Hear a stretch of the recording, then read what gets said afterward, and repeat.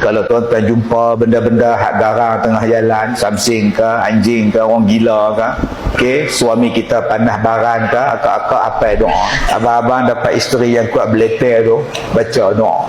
Balik-balik duk beleter, duk orang tu kurang tu duk belebek, baca doa ni. Tak cakap apa maghrib esok duk dia dah baca doa ni.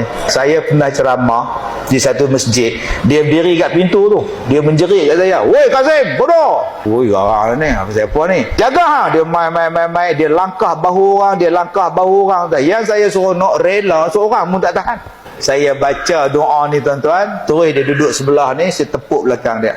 Dengar ceramah sampai habis. Habis ceramah saya tepuk lagi sekali. Abang, ceramah dah habis. Balik entah. Jadi ayat ni tuan-tuan amalkan selalu, insya-Allah mudah-mudahan ada kebaikan. Jumpa dengan samsing-samsing kampung dusun ni. Bismillahirrahmanirrahim. Minha khalaqnakum wa fiha nu'idukum wa minha nukhrijukum taratan ukhra.